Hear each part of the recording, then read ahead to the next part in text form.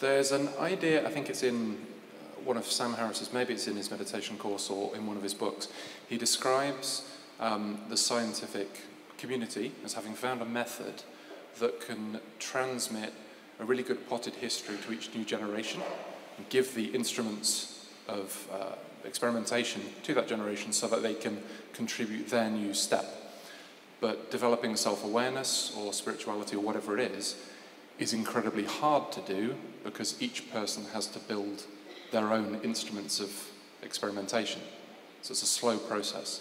Do you recognize anything in that picture?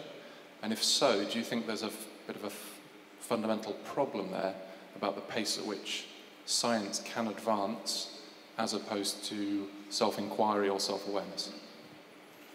An interesting question. Please. I sort of feel like I need to have a think before I answer. Yeah. So.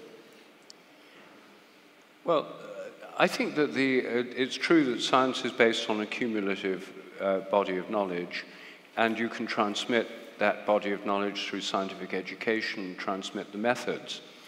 I don't think that spiritual development is necessarily starting from a complete blank slate. I mean, in the modern secular world, perhaps it is. I mean, many people are brought up with no spiritual tradition whatever.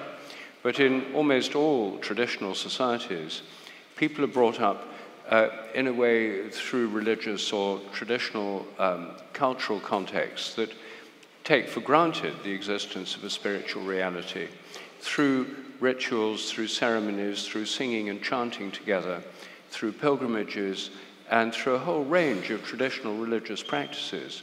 I think people become aware of a spiritual dimension. I mean, many people in traditional societies pray. Something like 50% of the British population pray, far more than go to church. And prayer as a daily practice, many children do it, is a sense of connecting with a spiritual reality beyond ourselves. All prayers begin with an invocation, Our Father, Hail Mary, Om Namah Shivaya. I mean, prayer presupposes a spiritual reality to which we're linked. And the rituals and the festivals of all religious traditions are ways in which people have traditionally linked to that dimension. So Sam Harris is very militant in his atheism and is excoriating in his attacks on religion of every kind, and probably would like to have a world in which people start off from absolutely scorched earth of zero religion.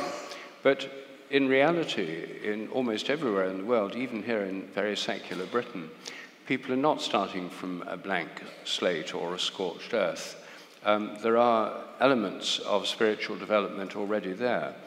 And all religious traditions have had this kind of baseline of collective celebration through singing together, dancing together, celebrating together, having rituals, festivals, rites of passage, and so forth. They've also all had ways in which people can go deeper, those who feel called to it. Like in India, sannyasins go off and meditate in caves in the Himalayas and so forth. Most ordinary Hindus would just go to the regular temple festivals and maybe do a bit of yoga and observe holy days and so on. So I think his picture is a little bit extreme because it does start from this very secularized starting point. I think most people don't quite start from where he thinks they do.